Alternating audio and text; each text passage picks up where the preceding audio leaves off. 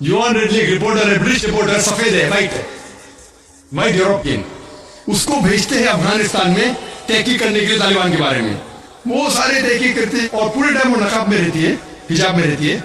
एक बार कैमरा गिर जाता है और उसका राज फाश हो जाता है, तो तालिबान उसे पकड़ते हैं, 6 दिन तक उसे कैद करते हैं।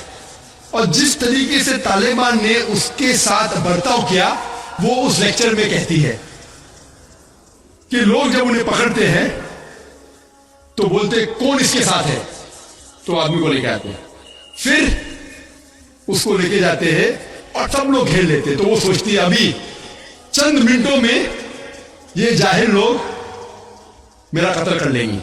शायद हो सकता है क्या 10-15 तालिबान मेरा बलात्कार करेंगे, उसके जहन में ये सब जा रहा है, सोच रही हो सकता है कि मुझे झाड़ पे से लटका देंगे। वो एकदम डरी होती। 1 घंटे तक लोग उसे घेरते लेकिन कोई भी सामने नहीं आता। वो सोचते अभी मेरी मौत, अभी मेरी मौत। 1 घंटे बाद एक अफगान औरत आती है और उसके जिस्म की जांच पड़ताल करती है। फिर उसे पता लगता है हां ये लोग समझते हैं कि मेरे पास हथियार है। वो इतना तेज में आती है, अगर लोग मेरे से पूछना चाहिए, हथियार भी बोलती नहीं है।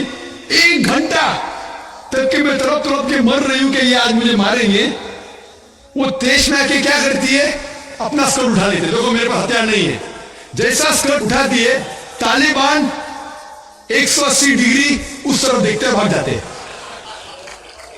तो वो कहती है अपने तकरीर में, तालिबान को मारने के लिए बम गिराने की जरूरत नहीं। वो कहती है अगर औरतों के कपड़े छोड़ेंगे तो तालिबान मर जाएंगे शर्म के मारे।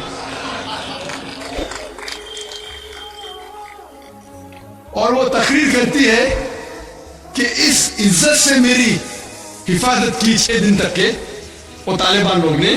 और जब उसे पूछा जाता है सवाल जवाब के नशिश में, क्या आपको लगता है कि अल कायदा ने WTC को गिराया, तो योहान रेडली कहती है मेरे हिसाब से अल कायदा मौजूद ही नहीं है।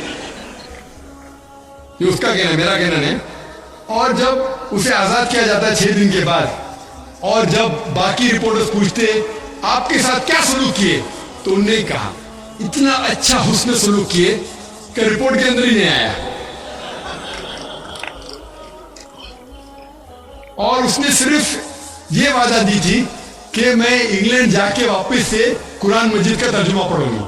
तो वो जाती है और चंद महीने बाद कुरान का तर्जुमा पढ़ती है और उसके बाद वो इस्लाम कबूल करती है। तो उसके नजरिए से तालिबान एकदम मासूम है, उनके वसूल किया गया था। तो आप मुझे पूछेंगे भाई तालिबान क्या कुरान और हदीस की रोशनी में सही है?